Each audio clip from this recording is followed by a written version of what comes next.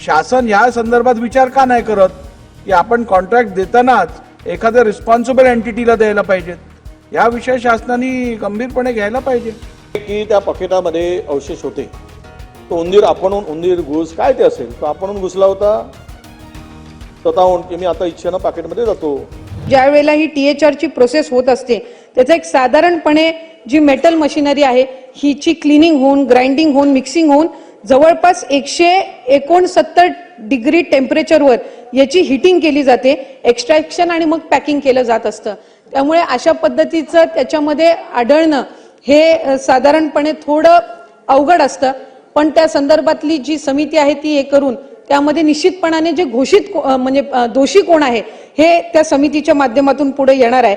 पण मला आपल्या माध्यमातून अध्यक्ष महोदय सन्मान्य सदस्य महोदयांना इतकं सांगायचं की ही पाकिटं वाटपाच्या आधीच अंगणवाडी सेविकेच्या ते निदर्शनास आली आणि त्यामुळे ही कोणापर्यंत अशा पद्धतीचं पोहोचली नाही, ती दक्षता अंगणवाडी सेविका आणि यंत्रणेने निश्चितपणाने दाखवली. मंत्री महोदया एकच मिनिट मंत्री महोदया, हा जो विषय आहे हा शेवटी लहान मुलांच्या आरोग्याशी संबंधित आहे, त्यांना देणाऱ्या आहाराशी संबंधित आहे. वारंवार प्रत्येक वर्षी कुठे ना कुठे अशी घटना आपल्याला आढळून येते. आपण जेव्हा असे कॉन्ट्रॅक्ट देतो फूड सप्लाईजचे त्यावेळेला आपण ब्रँडेड एखाद्या कंपनीला न देता हे साधारण कुठच्या तरी कंत्राटदाराला देतो, त्याच्यावरती कुठचाही निर्बंध नसतो, त्याला त्याच्या रेप्युटेशन बद्दल कुठची फिकर नसते. आपण जर एखाद्या ब्रँडेड कंपनीला हे दिलं तर किमान त्याला त्याच्या ब्रँड व्हॅल्यूची किंमत असते, तो काळजी घेतो. तर शासन या संदर्भात विचार का नाही करत की आपण कॉन्ट्रॅक्ट देतानाच एखाद्या रिस्पॉन्सिबल एंटिटीला द्यायला पाहिजेत? या विषय शासनाने गंभीरपणे घ्यायला पाहिजे. हे खरं आहे की त्या पॅकेटामध्ये अवशेष होते, तो उंदीर आपणहून उंदीर घुस काय ते असेल तो आपणहून घुसला होता स्वतःहून की मी आता इच्छेनं पॅकेटमध्ये जातो असं म्हटलं होतं काय उंदरांनी घुसीनी? हे जे सांगलं जातं याचं उत्तर जे आहे म्हणजे तुम्ही विचार करा. आणि 2 ठिकाणी लॅबमध्ये नमुने पाठवल्यावर ते चक्क नकार देतात. या दोन्ही लॅब पुण्याच्या महाराष्ट्र शासनाच्या. अशी कशी हिंमत होते त्यांची? म्हणजे याच्यात काय समजायचं? दोन्ही लॅबनी नकार देणं याच्या मागचा उद्देश काय?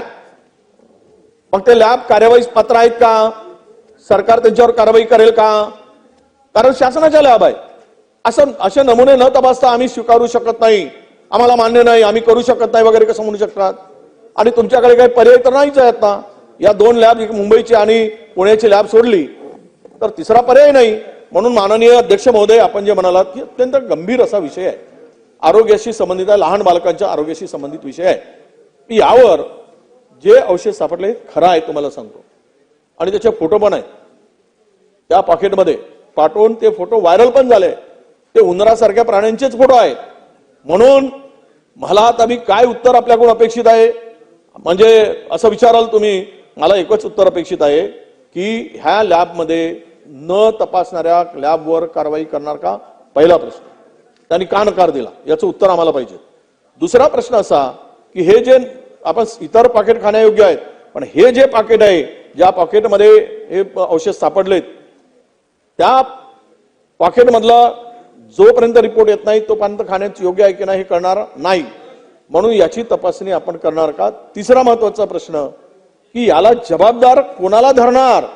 पुरवठादाराला धरणार, अंगणवाडी सेविकेला धरणार, वाटप करणाऱ्या, की गावातल्या सरपंचाला वगैरे कोणाला बळी देणार? कोणावर जबाबदारी फिक्स करणार असा प्रकार होत असेल तर हा गंभीर विषय आहे. त्यामुळे स्पेसिफिक मला उत्तर असं आहे की तुम्ही जबाबदारी कोणावर निश्चित केली काय? कारण प्रश्न टाकून आता 6 महिना होतो, आतापर्यंत व्हायला पाहिजे. ते उत्तर अपेक्षित असतं आम्हाला, 1 महिन्याच्या पूर्वी आम्ही टाकतो. त्यामुळे तुम्ही कारवाई कोणावर फिक्स केली का, की किती दिवसात करणार आहात? हा मला याचं उत्तर आम्हाला अपेक्षित. माननीय अध्यक्ष महोदय, आपण त्या ठिकाणी सूचना केल्यानुसार खरं तर जी काही टेंडरची प्रक्रिया आहे ही सर्व जे लीगल ऑप्शन्स आहेत आणि त्या ठिकाणी ज्या काही त्या संदर्भातले निकष आणि नियम दिलेले आहेत त्याला अनुसरूनच आणि उच्च न्यायालय आणि सर्वोच्च न्यायालयाच्या ज्या काही या प्रक्रियेच्या संदर्भातल्या सूचना आहेत त्या सूचना सर्व धरूनच ही टेंडर प्रक्रिया जी ती केली जाते. पण आपण सूचित केल्याप्रमाणे त्या संदर्भामध्ये सुद्धा आम्ही विभागाच्या माध्यमातून खरं तर उच्चस्तरीय समिती याचे सर्व निकष आणि नियम हे ठरवत असतात, पण तरी सुद्धा आपण या ठिकाणी सूचित केल्याप्रमाणे विभागाच्या वतीने आम्ही उच्चस्तरीय समिती पुढेही या संदर्भातल्या आपल्या सूचनेनुसार प्रस्ताव हा ठेवू. त्याचबरोबर सन्माननीय सदस्य महोदयांनी या ठिकाणी वडेट्टीवार साहेबांनी जे या ठिकाणी या संबंधित वडखळच्या अंगणवाडीच्या संदर्भामध्ये झालेल्या ज्या काही घटनेच्या बद्दलच्या सूचना दिलेल्या आहेत, खरं तर लॅबला सर्वप्रथम तर ज्या दिवशी ही घटना झाली त्यावेळेला 28 तारखेलाच आम्ही संबंधित जे सॅम्पल आहे ते त्या ठिकाणी लॅबमध्ये पाठवलं आणि ते एकच पाकिट नाही तर त्या बॅचमध्ये जितकी पाकिटं ही उपलब्ध करून देण्यात आलेली होती ही सगळी त्या ठिकाणी आम्ही तपासणीसाठी पाठवून त्या सगळ्या पाकिटांमध्ये काही आढळलं नाही. हा रिपोर्ट ज्या वेळेला लॅबकडून प्राप्त झाला त्याच वेळेला याच्या संदर्भातला प्राथमिक अहवाल जो आहे तो त्या ठिकाणी तयार करण्यात आलेला आहे. पण ही जी संबंधित घटना झालेली आहे आपण म्हटल्याप्रमाणे याच्यामध्ये कोणी ना कोणी दोषी हे निश्चितपणाने आहे. त्यामुळे त्या संदर्भातली एक स्वतंत्र समिती ही आम्ही नेमून त्या संदर्भातलं जे दोषी पुरवठाधारक असेल तर त्यावरती योग्य ती कारवाई आहे ती त्या ठिकाणी केली जाईल. जर या व्यतिरिक्त कोणी त्या ठिकाणी त्यामध्ये दोषी असेल तर त्यावर सुद्धा निश्चितपणाने योग्य ती कारवाई आहे ती त्या ठिकाणी केली जाईल.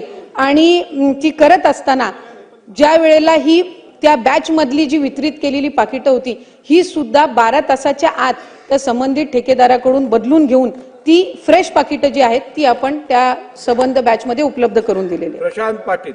प्रशांत ठाकूर. अध्यक्ष महोदय, या प्रश्नात विचारलं, पुन्हा उपप्रश्न विचारला की लॅब जे आहेत 2-2 लॅब, हा नमुना पर्टिक्युलर नमुना तो तपासायचं का नाकारतात हे तर कळलं पाहिजे ना.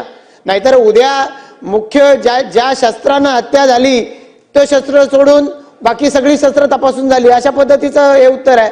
त्यामुळे हे नमुना पर्टिक्युलर पाकिटाचा का नाकारला हे सांगितलं पाहिजे आणि अशा नाकारणाऱ्या लॅब्स विरुद्ध कारवाई झाली पाहिजे. अध्यक्ष महोदय, ती करणार का?